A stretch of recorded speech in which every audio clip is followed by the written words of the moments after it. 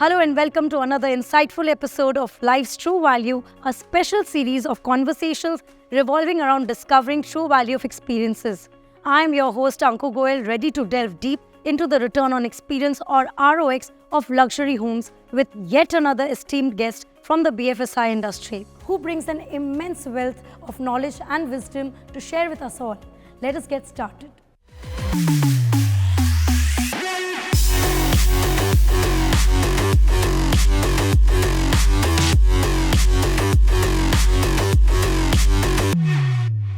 A seasoned insurance professional and chartered accountant by qualification, Mr. Satishwar Balakrishnan is the Managing Director and Chief Executive Officer at Aegon Life. He has successfully led Aegon Life's transformation into a digital-first business. Satishwar's extensive experience and thought leadership have played a pivotal role in taking Aegon Life to a higher ground. Under his leadership, the company has defined a new vision to be at the forefront of the digital insurance wave, using data and technology to outline the strategy and become India's first and leading digital-only life insurance provider. Prior to Aegon Life, Satishwar helped build the insurance business at ICICI Prudential, Reliance Life and India First Life.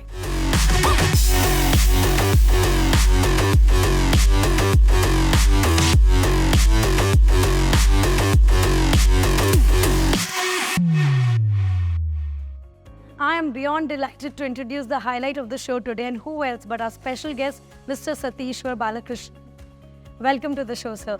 Thank it is a clear pleasure to have you with us. And without wasting your time further, I want to dip into the main subject that we are discussing today is return on experience.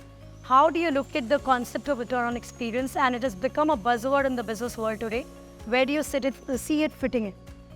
See, it's a very competitive world, right? Yes. And the customers have choices. The thing that can actually distinguish us from the other is the return on experience, right? So that becomes very critical. So that's the reason I think it's when you say it's a buzzword, yes, it's because for us to distinguish myself from others, the return on experience is what I can play. And how do you relate this whole concept to residential homes, where we choose to live in or purchase a property? How do you think it is relatable to residential home or luxurious homes that we pick? See, your residential homes is a huge investment. You normally do once or twice in your whole lifetime, right? So you want to go through that entire piece very thoroughly. And one of the most differentiating factor is those various luxury components which comes along with that. Okay. Right. That's the reason again becomes very critical, and that again becomes very differentiating. The way the return on experience on my products, my processes, my business that I do, similar is what I will expect from a residential property, right? There are specific things that I need which brings in a lot of luxurious value to you. It's a label, it's a brand that I can actually also showcase. See, there are specific factors that can be aligned or identified to understand return on experience, especially with regards to residential homes. The big piece for me, it's of course the peace of mind, Okay. right? 2 is space, Okay. right? And 3, of course, there's a lot of things taken care of, which allows me to be with myself, right?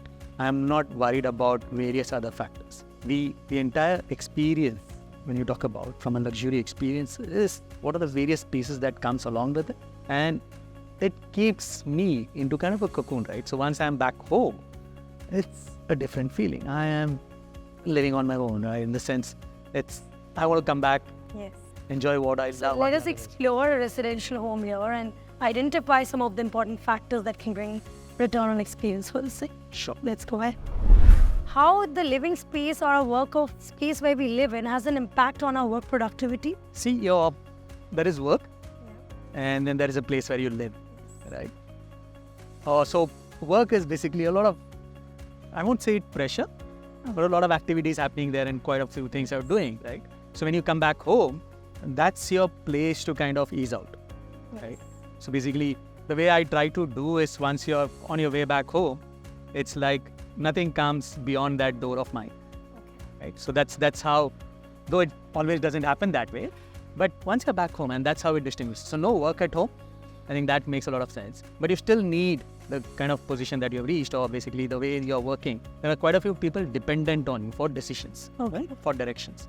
So at that point in time, I can't go back and tell them, sorry, no, it's not this time, I won't be able to talk to you. So that doesn't happen. There are times when it becomes urgent. So you will have to kind of take care of that. So from that perspective is where, even within your home, Right? There will be some amount of work that you will have to do. Yes. And then have to create a space for that. So you still need to get that feel that you're working. But do you think a good experience at the place you're living, the experience you create in your place of living while you choose it, has an impact directly at your work productivity for that matter? You take it to your workplace with the energy, with the thought process, how you've lived in your home. How does that go to your work So productivity? absolutely right. The way I said, I don't want to get the work pressure back home. Yes. The very same way, I don't want to get the home pressure back to the office. Okay. Right? And that can only happen when your house is actually a very soothing effect on you. Okay. Right? For a very simple start, I should be able to sleep properly. Right? That becomes very critical. So those are the kind of things. And when you're at home, it gives you that soothing feeling. It gives you that comfort. It gives you that kind of peace of mind, which energizes you to go and take on the world when you're at work. You know, because you've been talking about peace of mind and I can see a smile through when I've been talking to you for a couple of minutes now. How do you keep yourself stress-free being the top leader or someone who has been carrying on for decades in the space of dealing with people, convincing them? What really matches that keeps your head stress-free and what elements in your house add value to that? So at home, the biggest piece is my dinner time with the family. Okay. Right? So we kind of more or less ensure every time, most of the time, not every time it can't happen. And it's a very small family. Yes. It's me, my wife and my kid, my daughter, No. right? So we try and ensure that we have dinner together. Okay. And for example, dinner together and that time there is no deal. Basically it's a digital detox time at that True. point in time. And you would be surprised. We don't even have a screen at our... Dining area. No. So dining area, definitely no. Nothing on the living area. So there is one dedicated room, which is our entertainment room. Okay. And that's where my audio system. I love my audio more than my AV thing. So ironically, in Bombay, we are talking about space, which is going to be keeping it minimalistic helps you find that space. Absolutely. So because you don't have that much of space in Bombay, you need to ensure that the things that you choose, those are very, very classy. Those are though they might be very limited, right? But you choose what you want. Coming to the return on experience, beautifully understood how you live your life. With your workforce, how do you bring that return on experience and then contribution to your industry in the workspace they work in? How do you bring that element for them so that they are also stress-free and they can contribute better and they can have a better experience from your workspace? So 2-3 things that we are doing. One is, of course, the way I wanted it for myself. Yeah. I think that should be the experience for them Okay. too, right? So work is work and the rest of the time is yours. And quite a major thing happened post-COVID, right? So COVID actually forced us to work from home, Yes. right? And it was not that work from home was not a concept before that, right? Okay. It was always there. But COVID allowed people to actually adopt it, right? There was Okay. acceptance to work from anywhere, to which we decided to continue with it. Now, what brings in work from anywhere is it brings in a lot of flexibility within people. So there is, of course, an office space available. Yes. You decide when you want to work from your home, when you want to come to the office, right? You permanently want to decide from your home, work from your home, you can do that, Yes. right? And this required quite a few changes at our end. So one of the things that we did was, there is no point in me tracking that locking in at, say, Oh, the 9 a.m. login time and the logout time. So there is no point in doing that, right? So I can actually log in, move out and come back, doesn't Yes, really we matter. do right? that, yes. So we did away with that. There is no attendance in our organization. There is no login, logout time. That also means that you might get stressed out, but it also depends. There will be times when you will have to work a little longer. Okay. But there can also be times when you don't have to, right? If you're done within 4 hours, please have that time to yourself. So you've given extreme flexibility to take the decision and do your work in the right manner. Absolutely. So what we've done is we have moved away from this and we have made for all the entire staff one criteria which is called as the outcome orientation. Okay. Right? So whenever you get into any activity or whenever you get into any job, right, there is a specific reason that you have been appointed. Okay. Stay focused on that. Deliver on that. Right? The number of hours you have put in, that's a different story, but it has to deliver on what is expected of you. You have to get the return right, what is expected in your own ways. So it's more outcome orientation, and when you do that, you can get away from all this monitoring. So Mr. Satishwar, now that we are sitting in the business center, it is imperative for me to talk about business. How do you think that ROX or return on experience has an importance to play in the insurance sector? As you know, the insurance business, especially the life insurance business, is a very emotional product, right?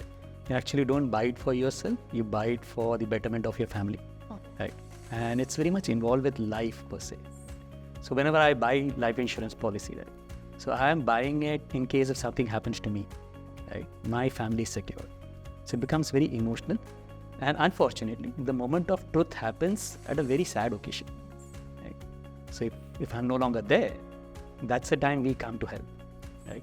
So there is, of course, we can't fulfill for the emotional piece, but we can at least take care of the financial aspect of the specific individual. The family doesn't have to worry about at least money, because naturally you're losing a very close person of yours, but at least you don't have to worry about money. From that perspective, yes, we don't want people to experience that moment of truth, but we at least want to make the experience while you buy much more better. Right?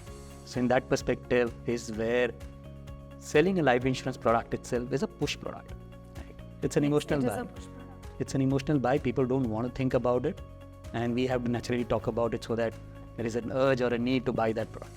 From that perspective is where we would want to bring that experience. We don't want them to continue for a very long time in terms of the process of buying a life insurance policy, in terms of documentations and various other pieces. That is where the experience in terms when you're buying a policy, that should at least be very convenient, very smooth, very simple. So that's an experience which we want to bring. So you were saying that when they look for return on experience, it's more about convenience, easy, available, approachable. You actually led me to my next question, which is about what initiatives Aegon Life will be taking to bring about the innovation. Why I'm saying that is because you're talking about making the experience go good by making it convenient, ho gaya immediately. So I'm sure there's an important role to play how Aegon Life is going to introduce innovative ways or strategies to make the experience better. And in that, I would like to definitely bring out maybe something you can elaborate and explain us about data, digital distribution strategy that you have. Does it really play a role there to add on to the experience, or is it one of your innovative initiatives taken by Aegon Life? No, true. So when you say, and I'm saying that we have made it convenient, we have made it simple, we have made it easy, we have made it pretty fast, right? We have made it DIY, do it yourself. Right? We have made it right. So all those things doesn't come on its own. So there is a lot of things which is happening in the back end which you don't realize. Right? That's where the convenience, the experience, and the expertise comes through. Right? The lot of things which is happening in the back end is actually based on the data and being digital. Right? Now data, you would have heard this buzzword called as AI. Yes, right? Of course. Artificial intelligence. Now that's the front end for data. Okay. So the whole thing, the AI works basis data. Right?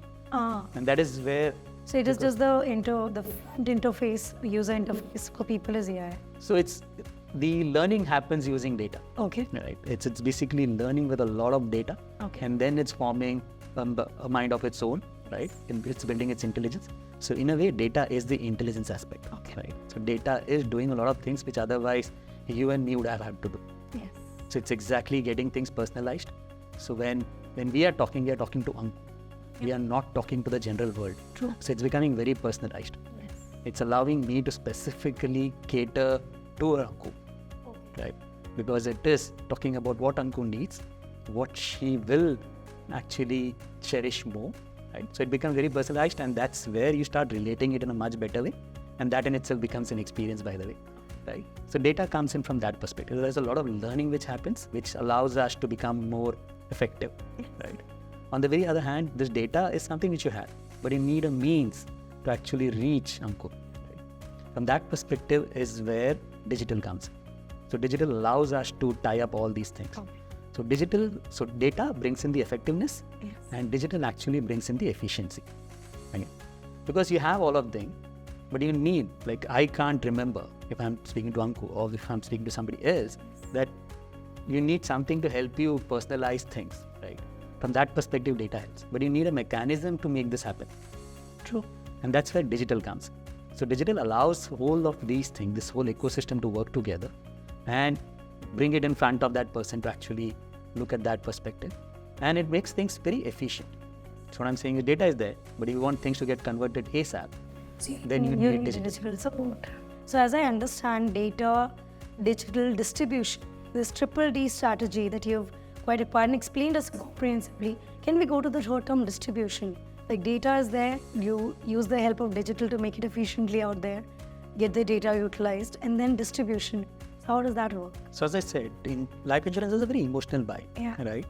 And it's not a simple subject that you will on your own do that thing. So you need somebody to speak through this, right? You also need somebody to kind of, in a very nice way, make you realize that it's an important buy. Yes. Because it's something which, as I said, it's an emotional subject. And that's where the distributor comes into picture. Right? So you would want to speak about this product with somebody whom you know, whom you trust. So rather than basically just giving an ad or something, will not make you buy a life insurance. So you're saying a person has to be there to elaborate on that using the digital aspect, or it is auto done by the digital app? So the whole journey, the process of buying, that can be taken care of by digital and data, right?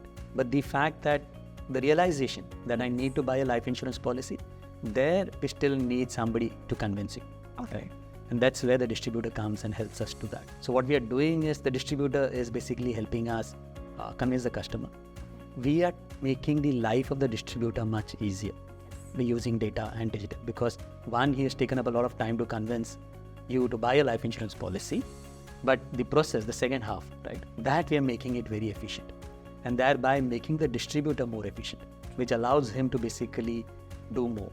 So that's our strategy on helping distributor using digital and data as the means. How do you think artificial intelligence played a major role in this turnaround that we're seeing, whether it's in the insurance industry or our lives, or digitally evolving India as a whole?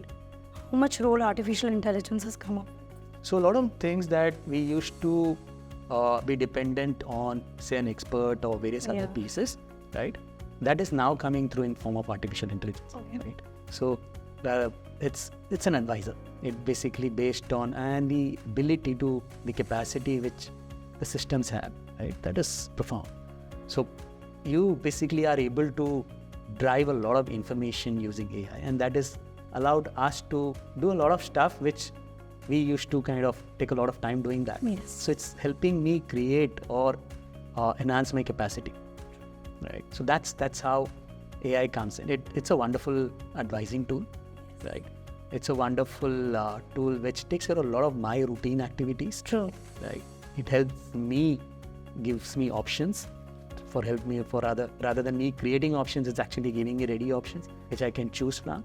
So as you explained us about artificial intelligence, how do we relate and understand its role in Aegon Life's journey? How it helped you, particularly in your industry, your company, to really upbeat the whole experience for customers? So let me put it this way. AI has actually helped us being more transparent. Okay. Right? And the best part, it has actually helped us reach out to a new segment altogether. Oh, wow. Right? So as you know, buying insurance also needs a lot of paperwork. Yes. Right? And if you notice, there are a lot of people who actually make good amount of money, but they don't have the documentation to actually kind of prove that. True. That was also a very critical component for us. But using AI, we have been able to solve that. Now using AI, we've also been able to do something called as a 15-second selfie, right? So what we do is you just do a 15-second selfie and we use computer-based algorithms, right? So computer vision is what is called as, or in simple or in normal language, it's also called as spatial analytics, right? We use spatial analytics to kind of do the underwriting process. Now that's a critical process in an insurance policy. So we do that, and this has allowed us to reach out to the interiors of the country, right? Without actually having any major physical presence. So this is how we have been able to kind of reach out to an entirely new segment, plus the interiors of the country.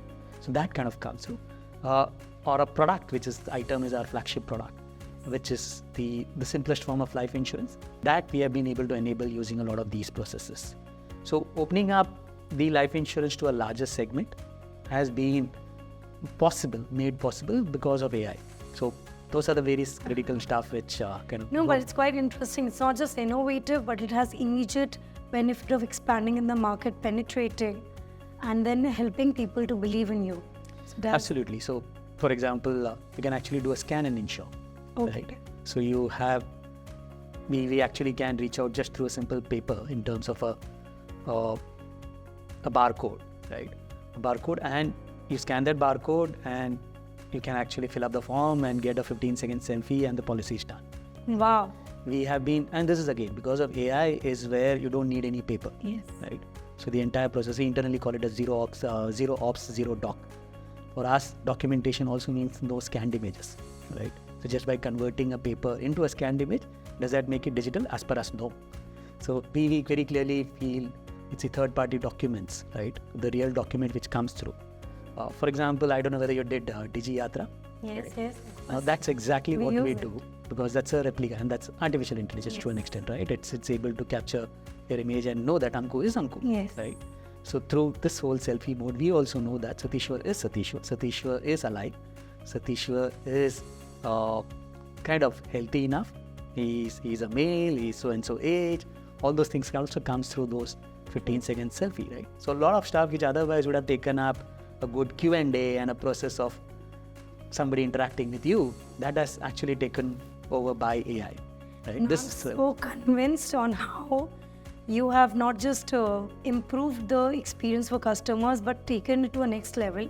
When you're saying digitally now 15 seconds, if we can really help us understand the status of the person in life, nothing more we want. And that too with no documentation, no data, and going through it. So it's incredible. It's something that I think is going to take India a step ahead. Absolutely. So we are very grateful for that, and thank you so much, Satishwar sir. It was a real pleasure to have you with us. In summary, we have discovered the close connection between our home and its impact on work performances, and why it is important to calculate the return on experience of luxury homes. After all, our home is a critical factor that shapes our professional pursuits and overall state of well-being. This is Anku Goyal saying goodbye from 25 South, one of India's most luxurious living places, where every corner executes opulence and elegance. Wishing you all a journey filled with achievements and a profound sense of satisfaction.